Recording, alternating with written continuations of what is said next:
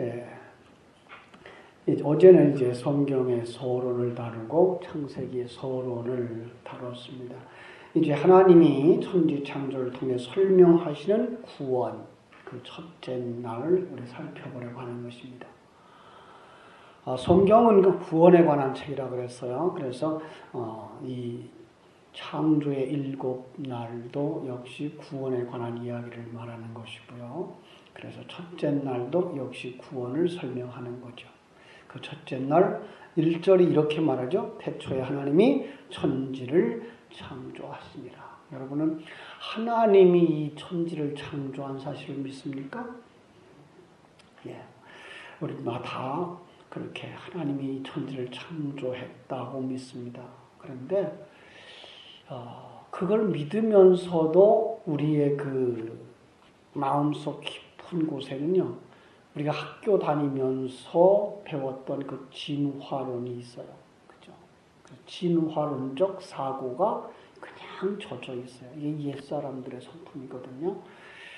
하나님이 천지를 창조한 것이 아니고, 진화론은 뭐예요? 우연히 생겨났다라는 생각이죠. 그죠? 하나님의 창조, 섭리, 경륜을 배제하고 시작한 것이 이게 진화론이기 때문에 그래요. 그것은 찰스 다윈이 만든 학설이 아니고 역사 속에 많은 사람의 심리 속에, 아니 모든 사람 심리 속에 담겨 있는 하나님 제거 사상, 하나님을 제거하려고 하는 역사 속에서 하나님이 없으면 라는 생각을 해보고 이제 하나님이 없는 세계에 있다면 이런 생각을 하면서 그걸 만들어낸 학설이에요. 그의 할아버지 그 에라스무스 다윈이 처음에 이것을 정리해 놨고요. 그걸 이제 찰스 다윈이 발표를 했을 뿐이에요. 이게 진화론 누구에게 있다고요? 여러분과 내 속에, 모든 인간의 심리 속에 있는 거예요. 왜냐하면 이 중세기 때에 그 복음이 모든 사람의 삶 속에 들어가서 그들의 마음 속에 이 사상이 있었어요. 창세기의 모든 과정, 역사의 우주의 모든 공간에 하나님이 계시고 하나님이 움직여간다. 그러면서 이제 그때부터 이 인간 속에 뭐가 나와요? 그럼 난 뭐야? 라고 하는 생각. 그러면서 하나님이 없이 인간이 생겨났다면, 하나님이 없는 공간이 있다면? 라고 생각해서 이제 진화론이라고 하는 부분으로 빠진 거죠. 그래서 오늘도 사람들의 심리 속에는 바로 이거 아주 진화론적 사고가 깊이 물들어져 있어요. 그래서 우연이라고 하는 생각, 운이 좋았어라는 생각들이 있죠. 그러니까 하나님이 만들어가고 있는 거야, 하나님이 내 인생을 맞춰가고 있는 거야라는 생각보다는 참 운이 좋았어, 어쩌다 그렇게 된 것 같아라고 하는 생각들을 하는 거죠. 아니요. 그런 사람들 속에는 그 초월적 존재, 전능자 하나님, 영적 세계의 존재, 그의 사역을 부정하려고 하는, 그리고 보이는 것만을 생각하고 그들이 생각하는 이 세상이 전부야라는 생각으로 가득 차 있어서 보이지 않는 건 없다고 생각을 하는 거죠. 네. 그게 거기서 나온 게 인본주의고요. 거기서 나온 게 유물주의고요. 물질주의라는 얘기죠. 그들에게는 원죄의 개념도 없고 심지어는 죄의 개념이 없어요. 요즘 이제 텔레비전에 한창 정치인들이 이런 말 저런 말들이 나오고 있는데 어떤 사람의 마음속에는요, 죄에 대한 개념이 없어요. 다 옳다는 거죠, 자기가. 관점의 차이라는 거죠. 생각의 차이라는 거죠. 죄가 아니라는 거죠. 그거보다 이제 조금 더 나가면 죄가 아니고 아직 미완성되어져서 그렇게 하는 거예요. 그래서 교육을 잘 시켜놓으면 어느 날 우리는 정말 이 땅에 지상천국을 만들 수 있을 거야. 이게 이제 후천년설을 주장하는 자들의 얘기죠. 이 땅에 지상낙원이 이루어질 거야. 여기에서 나온 게 이제 여호와 증인들이죠. 여호와의 증인들은 이 땅에 지상천국이 이루어진다고 생각을 하고 있으니까.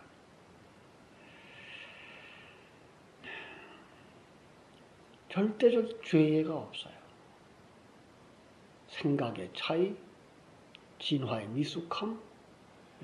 그래서 그들은 이 세상의 힘을 추구해서 이 세상에서 자기들이 조금 개발되어지면 좋아질 거야 라는 생각을 하죠. 그래서 교육이 부족해서, 과거에는 그랬어요. 교육이 부족해서 배운 것이 없어서, 그래서 교육만 잘 시키면 이 사회는 좋아질 거예요. 좋아졌습니까?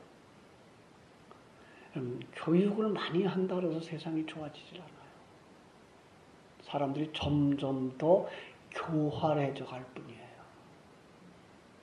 자기의 죄를 감추고 은폐하고. 그 무서운 전쟁의 얘기를 했으면서도 그걸 갖다 뭐 했던 거라고 그래요? 농담했던 거라는 얘기를 하는 이런 사람들이 나오는 거죠. 그 죄에 대한 개념들은 없어요.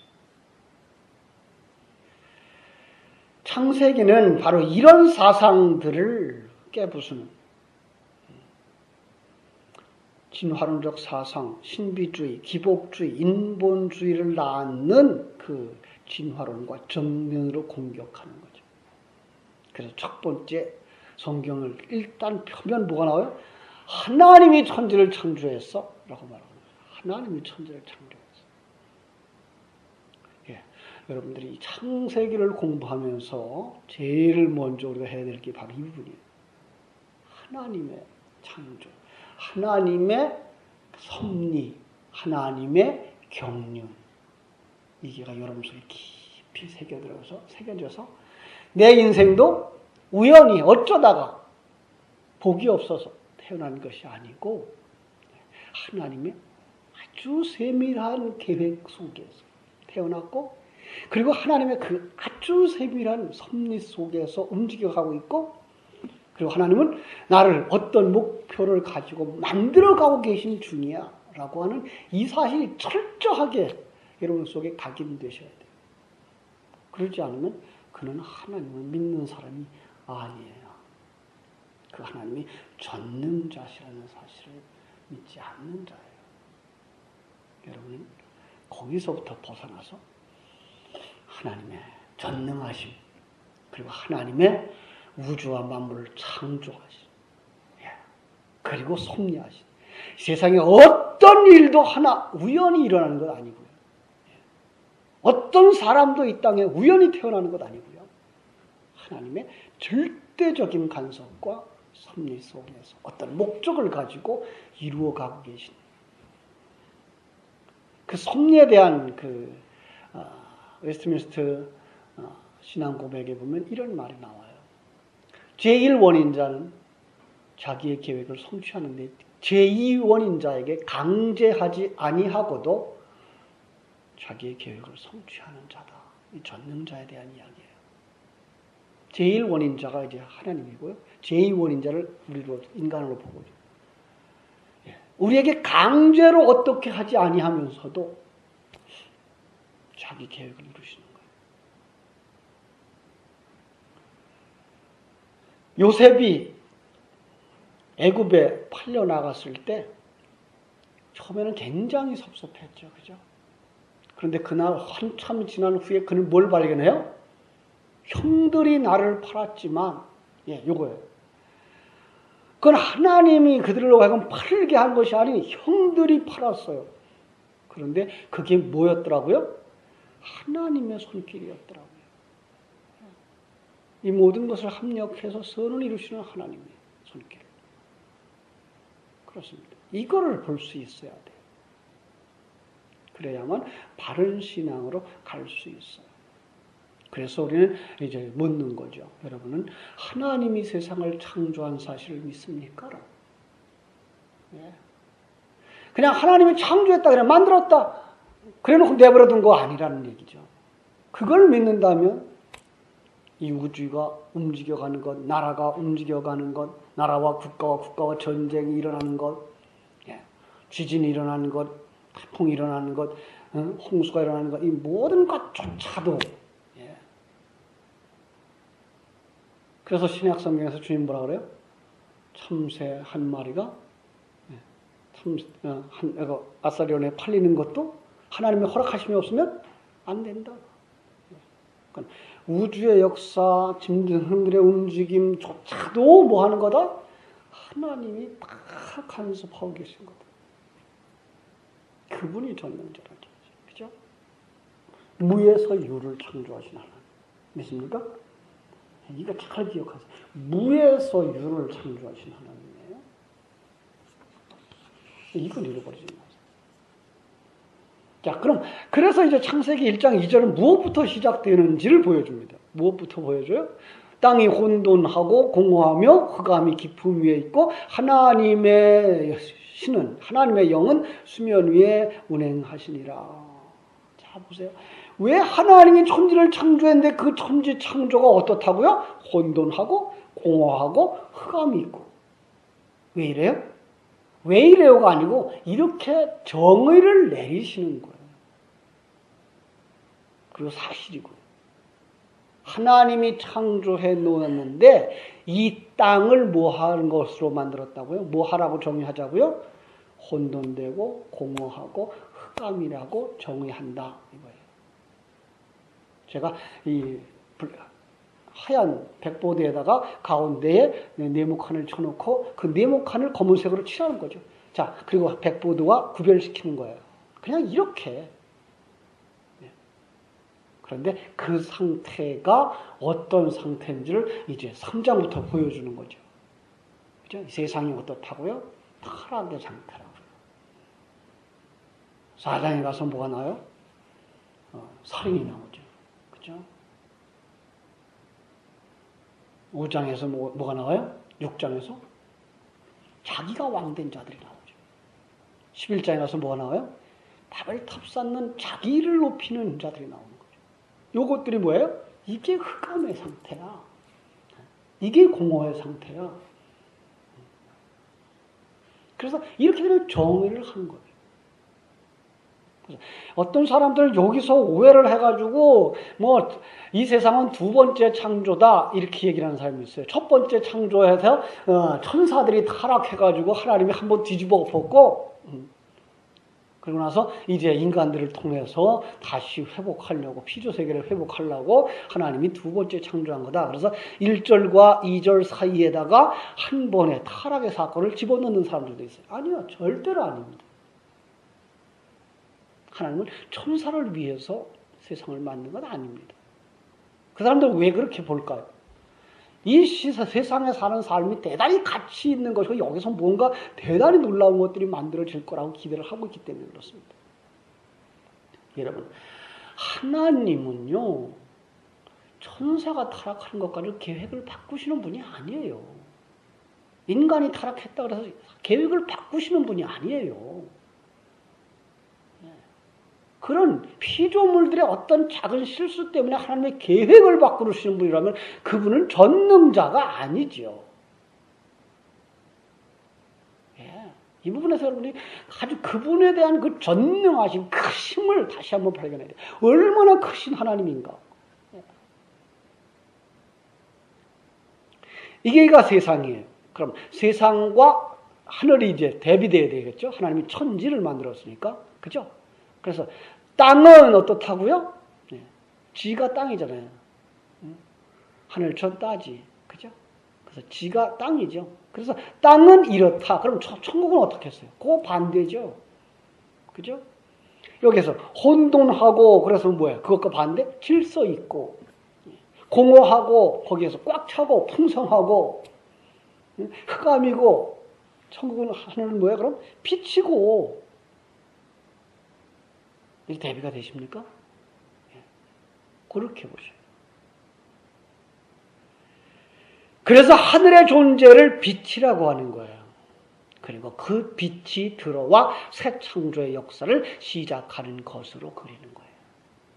그런데 그 일은 어떻게 일어난다? 하나님의 신이 수면 위에 운행하시는 그림으로.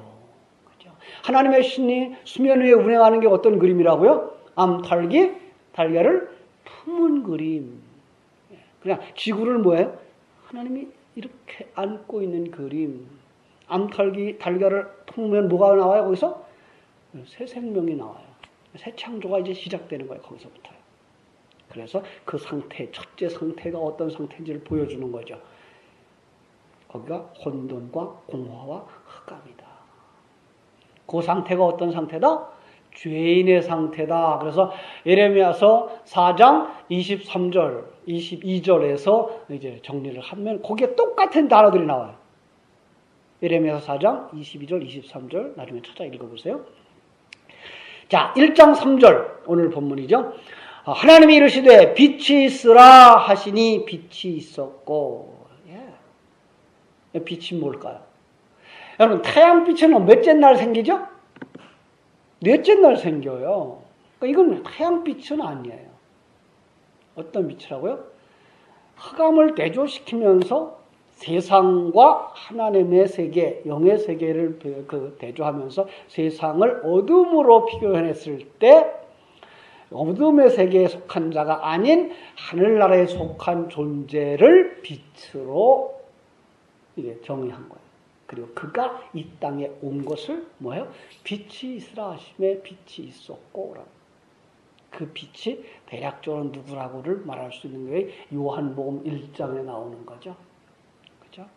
그가 사람들의 빛이라. 누구예요? 예수 그리스도지요. 그죠? 예수 그리스도의 사역이에요. 그리고 그 빛이 사람들의 생명이라. 그러면 왜 빛이 들어오겠어요? 빛이 들어와서 어둠을 몰아내고 빛만 있는 세계를 만드시려고. 예. 그래서 요한계시록 21장, 22장에 가면은 빛이 다시는 필요 없어요. 왜요? 하나님이 그들의 빛이 되시기 때문에. 그래서 빛이 없는, 어둠이 없는 세계가 펼쳐지는 거죠. 그게 이제 천국이에요. 이 어둠의 세계인 우리, 이 어둠의 세계인 이 세계에서부터 시작해서 뭐예요? 이 모든 과정을 거쳐가지고 요한계시록의 완성의 모습 그림이죠. 완성에 가면 뭐예요? 어둠이 없는 세대, 어둠이 없는 세계, 바로 거기를 만들어 가는 거예요. 그래서 22장 5절 다시 밤이 없겠고 등불과 햇빛이 쓸데없으니 이는 주 하나님이 그들에게 빛이심이라. 밤이 없다, 어둠이 없다. 어둠을 몰아내는 것이죠. 어떻게 그 일이 일어난다? 빛이 오심으로. 그래서 이제 그 빛으로 예수님이 요한복음 1장에 오시는 거예요. 그래서 요한복음 1장은 빛이 오셨어요. 어떻게 오셔요? 빛이 예수 그리스도가 세상에 왔어요. 여러분, 빛이 와서 세상을 바꿨나요? 한번 생각해 보세요. 예수 그리스도가 빛이 이 세상에 와서 이 세상이 바뀌나요? 아니에요. 세상은 안 바뀌어요. 예수님 오셨다고 해서 이 시대가 바뀌었어요? 예수님 시대가 안 바뀌었어요. 그럼 예수님은 어디에 오실까요? 하나님의 백성들 속에 오셔요. 그리고 하나님의 백성들을 바꾸셔요.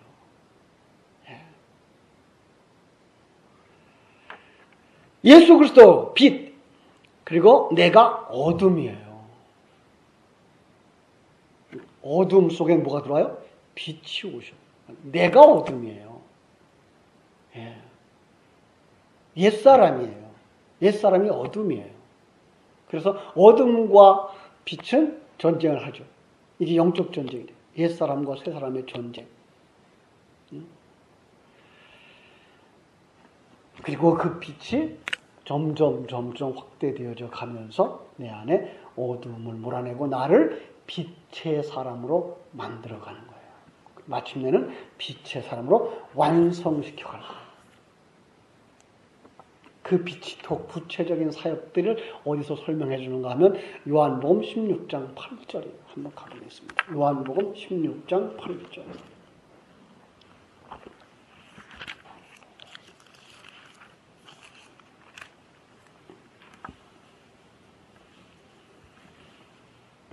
요한복음 16장 8절부터 보죠. 8절만 먼저 볼게요.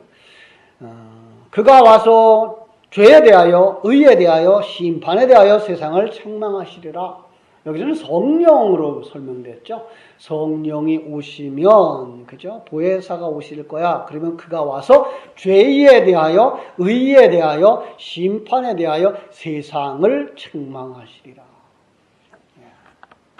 여기서 책망할 것이 대상이 누구예요? 세상이라고 했어요. 여러분, 이 세상은 어떤 세상일까요? 제가 그래서 항상 세상도 둘로 보셔야 된다고요. 멸망할 세상은 그 하나님의 음성을 안 들어요. 여기서 세상은 그럼 누구예요? 세상 속에서 건져낸 세상, 하나님의 사람들만 이 말을 들어요. 그러니까 예수님이 그들 속에만 오셔요. 또 성령이 그들 속에만 오셔요. 그들만 깨닫게 하셔요. 그러면 뭐예요? 죄에 대하여.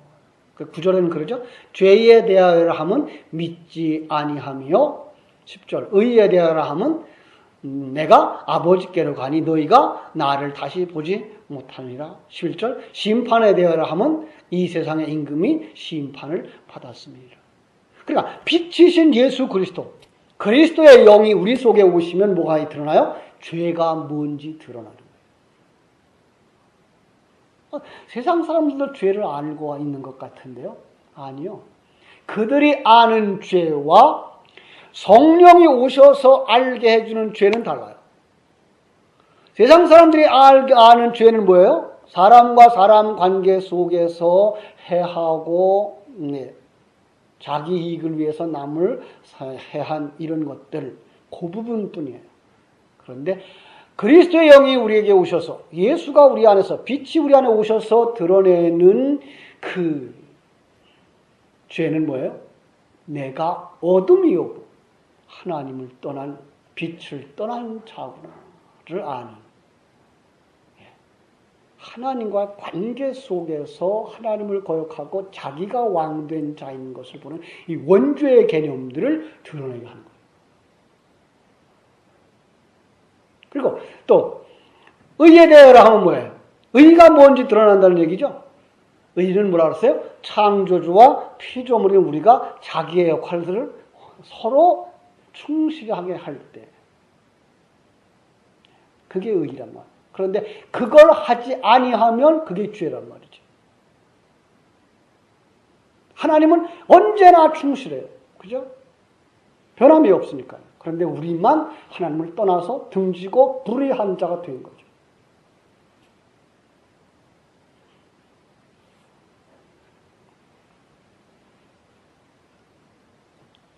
심판이 뭔지가 드러낸대요. 심판이 뭔지. 심판. 결국은 뭐예요? 멸망으로 넣어버리겠다는 거죠.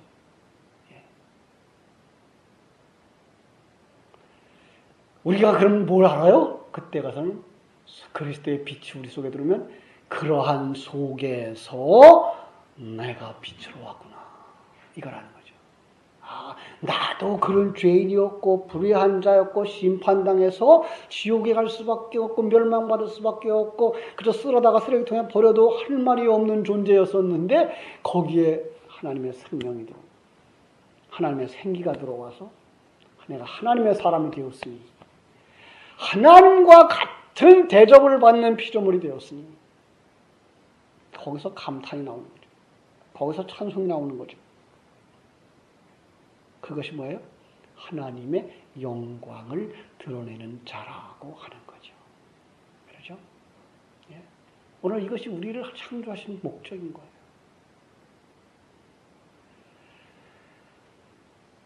이제 다시 한번 창세기 1장으로 가서 읽고 마치겠습니다. 자, 4절 빛이 하나님이 보시기에 좋았더라. 하나님이 빛과 어둠을 나누어요. 그리고 5절 하나님이 빛을 낮이라 부르시고 어둠을 밤이라 부르시니라. 저녁이 되고 아침이 되니 이는 첫째 날이니라. 그죠? 그 빛이 하나님 보시기에 좋았더라. 그 빛만 좋아요. 하나님은. 왜요? 그 빛만 자기 것이에요. 그 빛이 그리스도의 영으로 우리 속에 들어오고요. 그 빛이 우리 속에 새 생명으로 남아요. 욥기서를 보면은 이제 하나님의 시험을 받죠. 사탄에게 허락해요. 시험해봐라. 그의 재산도 다 뺏어보고 그의 가족도 다 뺏어보고 그의 건강도 뺏어라. 그러나 무엇만은 손대지 마라? 생명은 손대지 마라. 넌 그건 손대지 못해. 왜요? 그건 내 거야.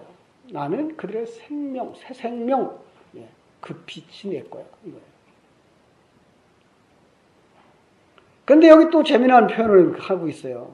빛을 낮이라 부르고 어둠을 밤이라 불러요. 그래서 빛과 어둠이 대조를 이루고 있는 것처럼 지금 성경 속에서는 또 하나의 대조를 만들어 놓고 있는데 뭐예요? 낮과 밤의 대조예요.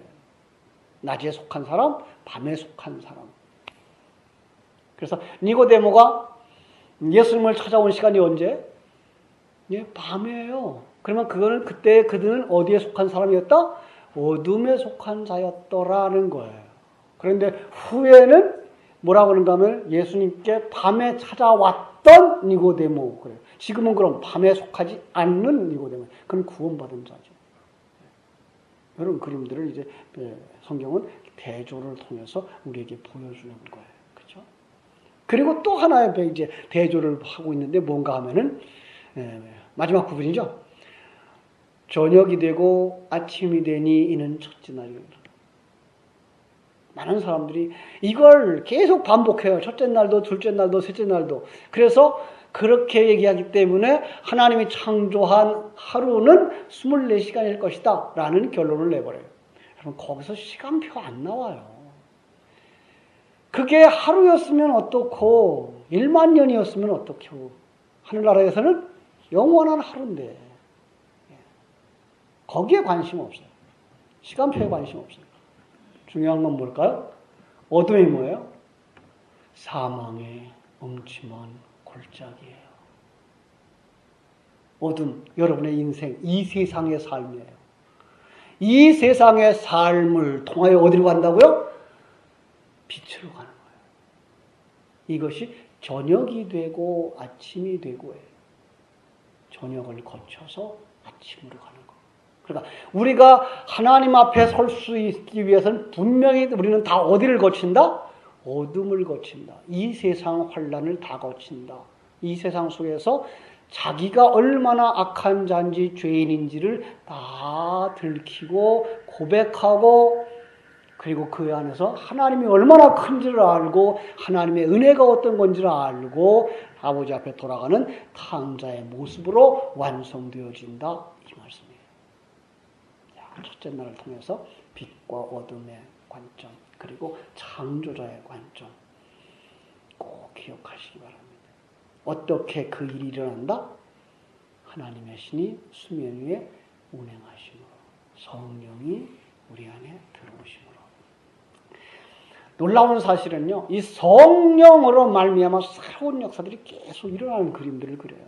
그래서 수요일 날도 설교를 했습니다마는 성령으로 잉태하사 동정녀 마리아에게 나시고 하는 말씀도 하나님의 백성들은 어떻게 태어난다? 성령으로 태어난다의 그림이에요. 그런데 성령이 일단 역사하면 우리가 뭘 안다? 금방 얘기한 것처럼 죄에 대하여, 의에 대하여, 심판에 대하여 알게 된다. 예. 그래서 성령이 오시고 나자 아담이 죄인인 게 발각되는 거예요. 예.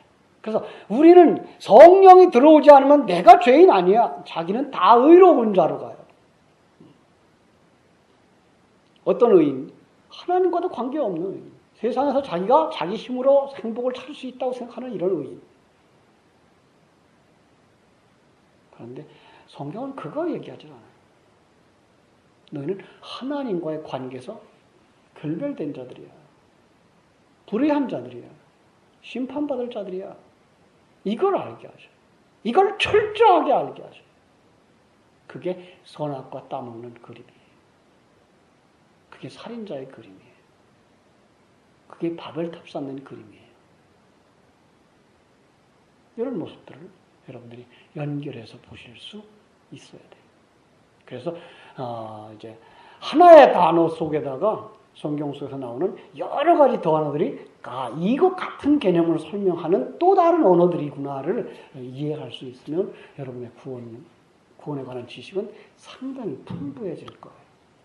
하나하나 배워가면서 여러분의 속사람이 날로 새로워지고 날로 살찌우게 되기를 주님의 이름으로 축원합니다. 기도하겠습니다.